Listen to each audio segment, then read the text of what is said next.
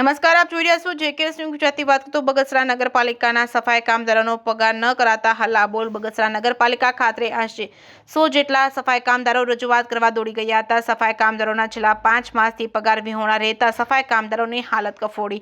સફાઈ કામદારોના પગાર ન થતા નગરપાલિકાએ હાય હાયના નારા લગાવ્યા હતા. બગસરા નગરપાલિકા હાલ ભાજપ શાસિત છે, ત્યારે છેલ્લા 5 માસથી સફાઈ કામદારોનો પગાર ન થતા મુશ્કેલીમાં મુકાયા હતા. પગાર વિહોણા સફાઈ કામદારોએ નગરપાલિકાના સત્તાધીશોને લીધા હતા ઉધરા. સફાઈ કામદારો આંદોલન કરવાની આપી હતી ચીમકી. જેકેએસ ન્યૂઝ ગુજરાતી સાથે રોમિલ મળવર, બગસરા.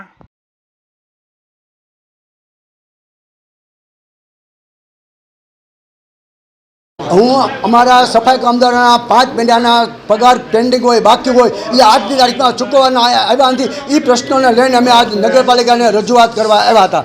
પણ નગરપાલિકાના અધિકારીઓ ગોળ ગોળ જવાબ આપે છે. ચોક્કસ માહિતી અમને આપતા નથી કે આજ આપશું કે કાલ આપશું. એ હજી કે હિસાબ જોઈ લેવું, આમ કરશું તેમ કરશું, હજી પગારનું કોઈ નક્કી છે નહીં.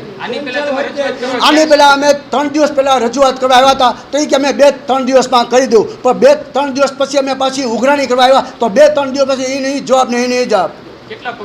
5 પગાર બાકી છે સફાઈ કામદારો. હવે આ પગાર નહીં તો અમે સોમવારથી સામૂહિક હડતાલ કરીને સફાઈ કામ ઠપ કરી દેવામાં આવશે. અત્યારે સત્તાધીશે મીઠો જવાબ આપ્યો, કોઈ જાતનો પાક્કો ચોક્કસ જવાબ આપ્યો નથી. બગસરા નગરપાલિકા સફાઈ કામદારો અને કાયમી કર્મચારીના પગાર 4 મહિનાના બાકી છે. આ ચાલુ 1 મહિનો 5મો મહિનો છે, એટલે કુલ 4 પગાર બાકી. અને બગસરા નગરપાલિકાની આવકના સ્ત્રોત વગરની નગરપાલિકા છે અને ગ્રાન્ટ આધારિત નગરપાલિકા છે. ઓક્ટ્રોય ગ્રાન્ટમાં જે પૈસા આવે, માનો કે દર મહિને પગાર 36 લાખ રૂપિયા પગાર થાય છે અને 17 લાખ રૂપિયાની ગ્રાન્ટ આવે છે. બીજા જે વસૂલાતના પૈસા આવે એ આપણે પગારમાં જ વાપરીએ છીએ અને દર મહિને પગાર એ રીતે થતા રેગ્યુલર. પણ ગ્રાન્ટ વહેલા મોડી આવવાના કારણે, સ્વભંડોળમાં વસૂલાત ઓછી થવાના કારણે પગાર થોડાક 2-3 ચડી ગયા છે. એ ચડત પગાર અમે કરવા તૈયાર જ છીએ. ગ્રાન્ટનો હુકમે આવી ગયો છે, પણ પૈસા કોઈ કારણોસર સરકારમાંથી હજી જમા થયા નથી. એટલે આજ રોજ બગસરા નગરપાલિકાના તમામ સફાઈ કામદારો, એનું પ્રતિનિધિ મંડળ સહિત બગસરા નગરપાલિકાએ આવ્યા હતા, રજૂઆત કરી લોકોએ. અને એના રજૂઆતને અન્વયે અમે એને આશ્વાસન રૂપે 3 પગાર અત્યારે કરી આપીએ. બાકી એનો એક જ પગાર છે, એટલે 3 પગાર અમે કરવા તૈયાર છીએ. જો એ લોકો પગાર લઈને અને શાંતિથી પગાર લઈને અને કામે ચડી જાય તો હજી કોઈ ઉપવાસ બુપાસનું એનું કાંઈ આયોજન છે નહીં. અમે 3 પગાર 100% એને કરી દેશું એમ જોતા હોય. એ લોકો શું કહેવા માંગે છે? એ લોકોને અમે કીધું છે કાલ બપોર સુધીમાં તમે જવાબ દો, અમે તમને કાલે બપોર સુધીમાં પગાર 3 પગાર આપી દેશું, એવું અમે બાંયધરી આપી. સફાઈ કર્મચારીઓ, હું દિનેશ અડિયાલ, ચેમ્બર ઓફ કોમર્સના પ્રમુખ તરીકે મને ફોન કરી એને બોલાવવામાં આવેલો કે ભાઈ 5 મહિનાથી અમારો પગાર નથી થતો, તો દિનેશભાઈ આપ મધ્યસ્થી થાવ.